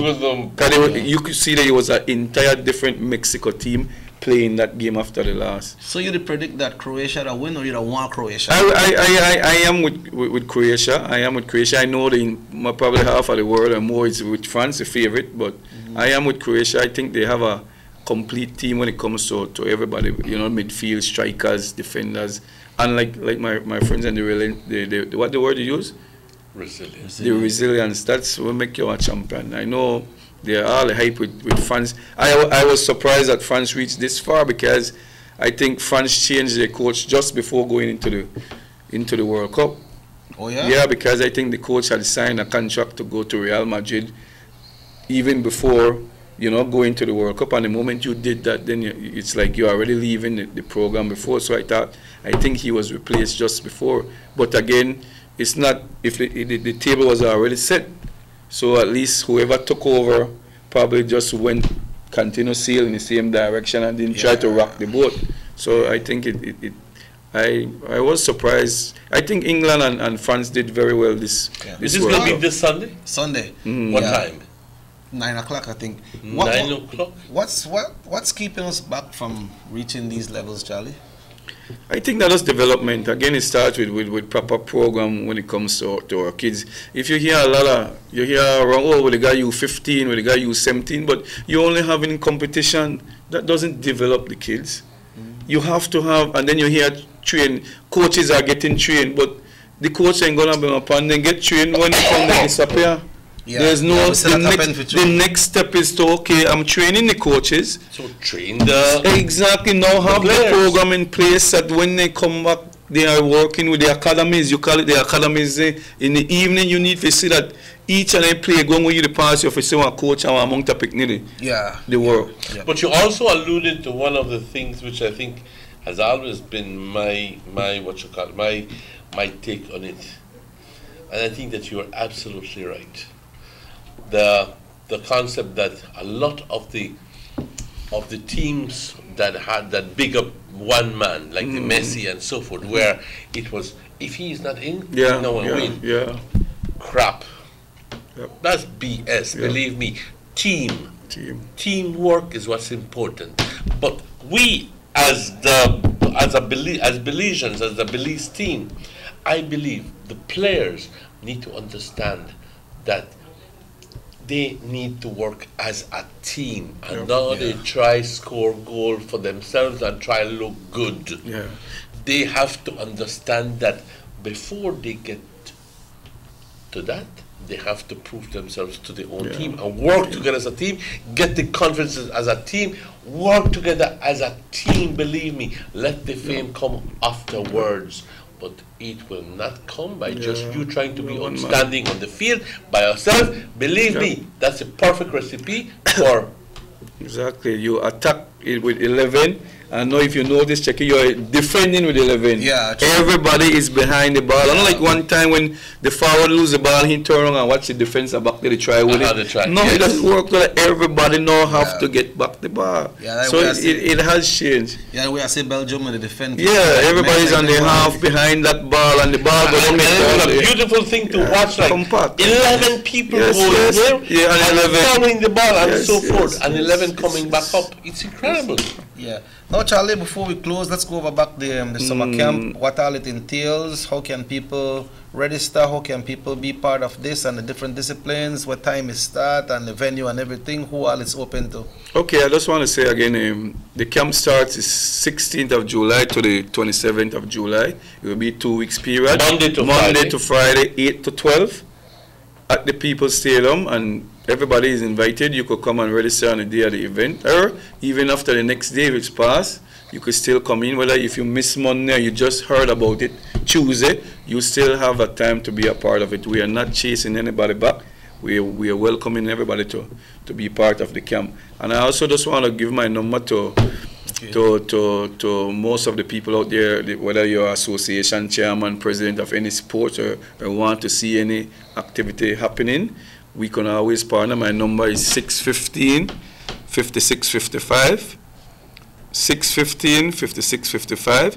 So we could sit down, because again, Checky, a lot of time we try to do things by ourselves because maybe you want it. No, I love to partner with people, because sometimes it might be difficult for me, especially when you have limited resources, but we could put our resources together and do something good.